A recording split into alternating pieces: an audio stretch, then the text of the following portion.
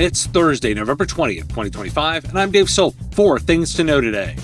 Google pushes the AI race forward with Gemini 3, while Intuit quietly slips ChatGPT into financial workflows your clients rely on.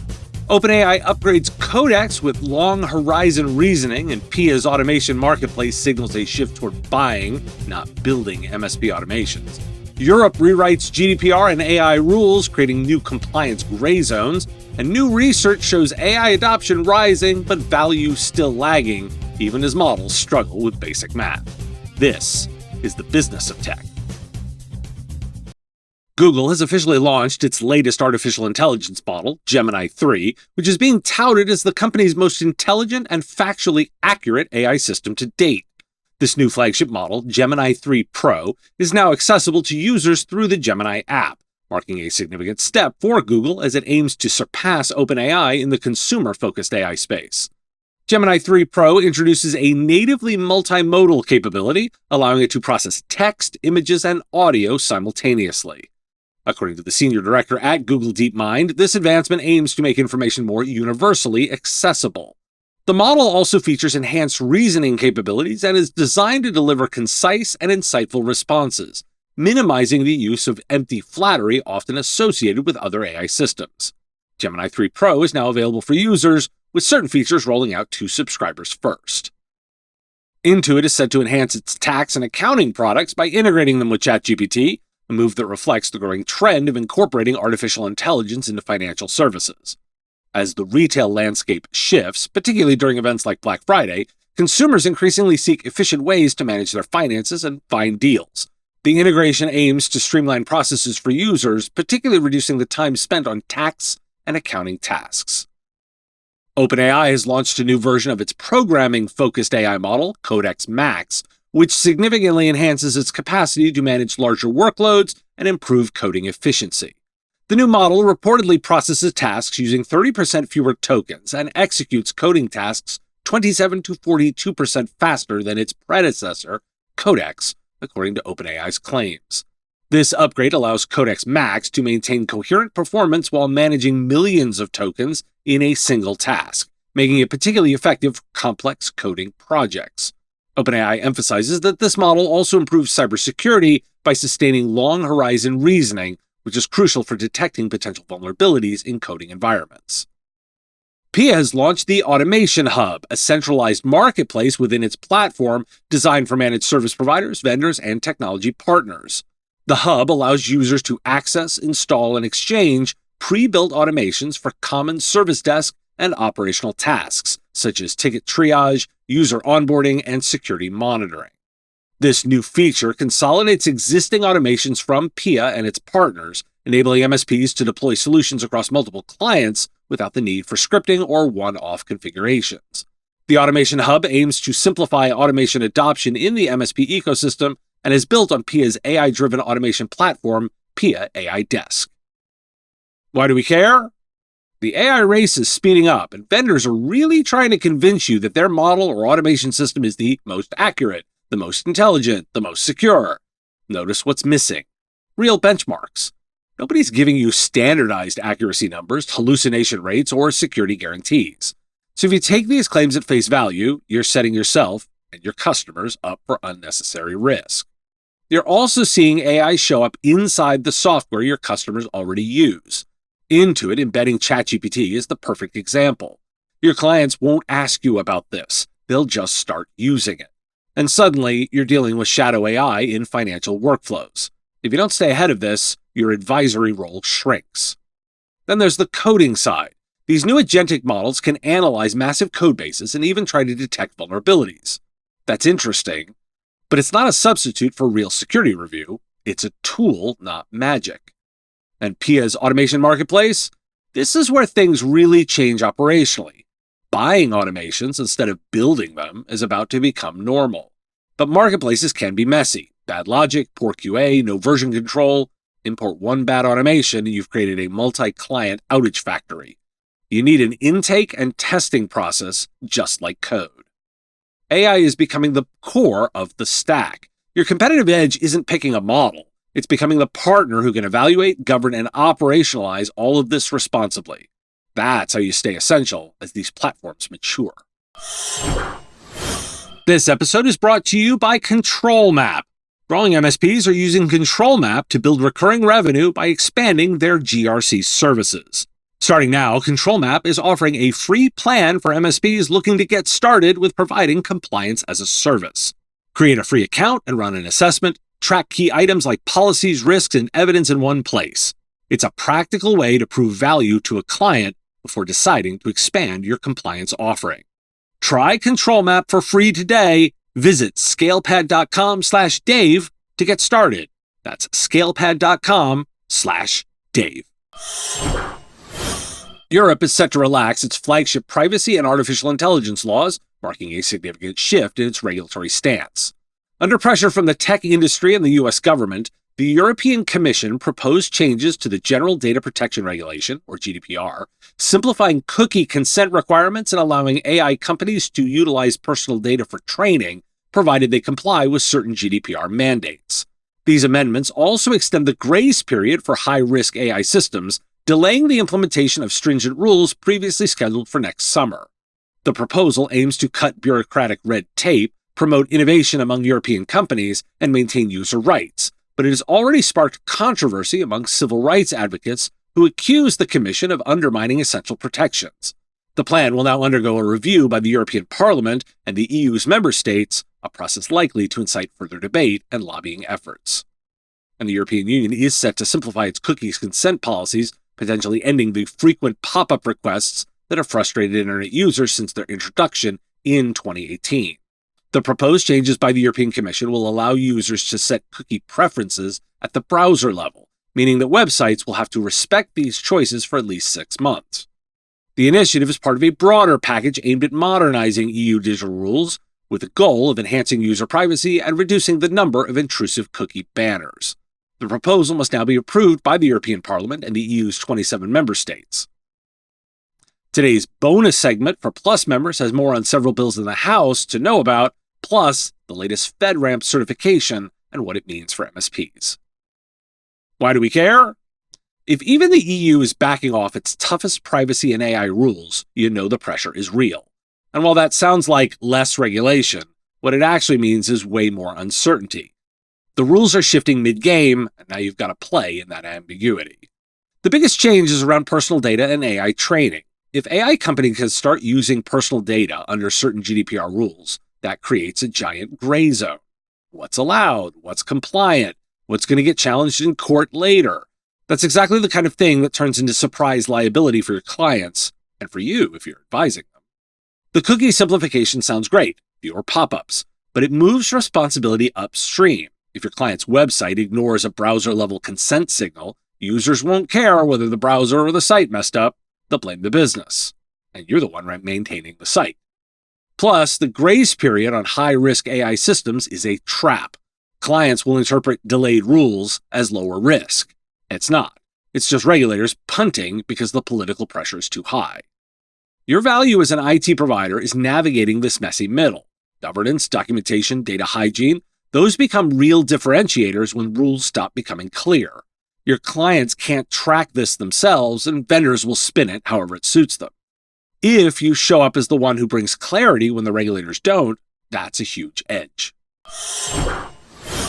A recent survey by Gartner indicates that by 2030, no IT work will be done without artificial intelligence, with 75% of tasks performed by humans augmented with AI and 25% by AI alone. The survey, which included over 700 chief information officers, emphasizes the need for organizations to balance both AI readiness and human readiness to derive value from the technologies. During the Gartner IT Symposium, analysts underscored the importance of transforming the workforce to adapt to AI integration. Gartner predicts that AI will create more jobs than it displaces by 2027, asserting that the focus should shift from job loss to workforce transformation. The survey also revealed that 74% of CIOs reported their organizations are either breaking even or losing money on AI investments, highlighting the necessity for careful planning and cost assessments in AI implementation.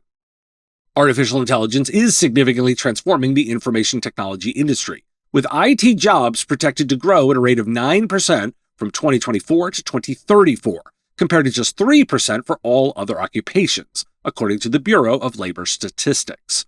This shift is largely driven by new security concerns related to AI implementation, as noted by Peter Tsai, head of technology insights at Spiceworks, who stated that AI opened a whole new can of worms for security. A recent survey conducted by Spiceworks found that 63% of IT professionals believe skills related to AI prompting are increasingly important, reflecting a 53% rise from the previous year, although fewer than half feel confident in their AI capabilities. Companies are investing heavily in AI, with AI software accounting for a median of 2.7% of IT infrastructure spending, and the emphasis on training remaining critical to leveraging these technologies effectively. Artificial intelligence is beginning to yield measurable benefits across various industries, with a notable increase in adoption among S&P 500 companies. According to new data from Morgan Stanley, the percentage of these companies reporting quantifiable advantages from AI has risen to 15% in the third quarter of 2025, up from 11% from the previous quarter. Among firms classified as AI adopters, nearly 25% report tangible performance improvements. The technology sector leads this trend, with 39% of tech firms highlighting significant AI gains, a substantial increase from 26% last year. Other sectors, such as communication services and financials, also show positive results, as energy firms see their AI adoption rise from 0% to 10%. But AI is bad at math.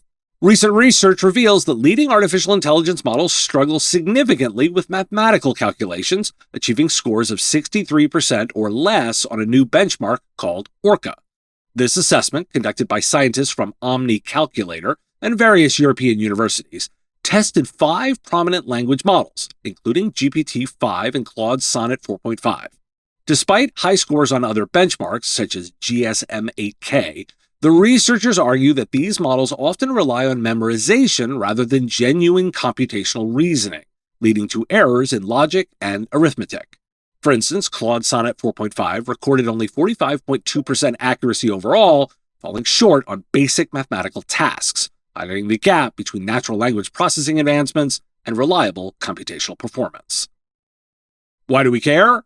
Everyone is predicting that AI will be woven into every IT task by 2030. But the data shows companies still aren't getting value out of the AI they've already bought. CIOs say 3/4 of them are breaking even or losing money on their AI projects. That's not AI revolution, that's organizations paying for tools they don't know how to use effectively. And this is happening while workers say they don't feel confident in their AI skills. So you've got massive pressure to deploy AI everywhere, paired with a workforce that isn't ready and models that still screw up basic math. That's a dangerous mix. Even at the enterprise level, where budgets and talent are strongest, only a fraction of companies are reporting measurable benefits. So imagine what that means for SMBs. They're even more vulnerable to overspend, misconfiguration, and unrealistic expectations. Then we have the math failures. If models can't reliably handle arithmetic or logic, we cannot treat them as authoritative. That's a huge problem for coding, security operations, financial workflows, all the places vendors are promising AI will take over. The gap between AI hype and AI reality is widening. Your job as an IT provider is not to tell clients that AI will replace everything. It's to guide them through where AI actually works, where it doesn't, and how to adopt it safely. The MSPs who focus on governance, skills, and realistic outcomes will win. The ones who trust the hype cycle are going to get stuck holding the bag when these models fail. Huntress has officially acquired Inside Agent, a London-based firm focused on enhancing Microsoft 365 security against various threats. The new Identity Security Posture Management solution will assess over 100 checks and balances in Microsoft 365 environments, continually monitoring for misconfigurations, stale accounts, and excessive privileges to prevent identity-based attacks. The ISPM solution integrates capabilities from Inside Agent and aims to reduce identity-related incidents by proactively stopping threat actors before they can exploit credentials or session tokens. Huntress currently protects over 8 million identities worldwide and intends to make comprehensive identity security accessible to organizations of all sizes with the new offering. Enable announced the public preview of an updated version of its N-Central Unified Endpoint Management solution, which now supports CMMC 2.0 controls. This allows customers in the defense industrial base to manage their own data and infrastructure in compliance with CMMC 2.0 standards. Key features include real-time monitoring and visibility across devices, automation of IT tasks, and a built-in water level indicator for easier management. The version is currently available for public preview, with general availability expected in early Q1 2026. This update enhances the existing capabilities of N-Central and aims to assist managed service providers and IT teams in maintaining compliance with evolving defense requirements. Why do we care? Identity is now the center of the security universe, and compliance is becoming baked directly into MSP tooling. Huntress jumping into identity posture management isn't a surprise, because the biggest security failures in M365 aren't exotic attack, they're stale accounts, over-permissioned admins, and half-configured MFA policies. Tools that surface those issues nonstop are going to become table stakes. But there's a trap. Scanning for identity problems doesn't fix anything. If your processes are weak, if access reviews aren't happening, or if your clients are still running with global admin rights, no tool can save you. Pretending otherwise is how MSPs create avoidable incidents. Then over on the enable side, adding CMMC 2.0 support into N-Central is smart, but it's also where MSPs get themselves in trouble. A tool aligned with CMMC controls does not make anyone compliant. It just helps manage configuration. You still need documentation, evidence, and clearly defined responsibilities with the client. And preview features should never be deployed into regulated environments. Disclosure, I am an enable shareholder. The bigger picture, identity and compliance are becoming defaults, not operational upgrades. If you're not standardizing identity baselines, enforcing conditional access, and building a repeatable compliance process, you're behind.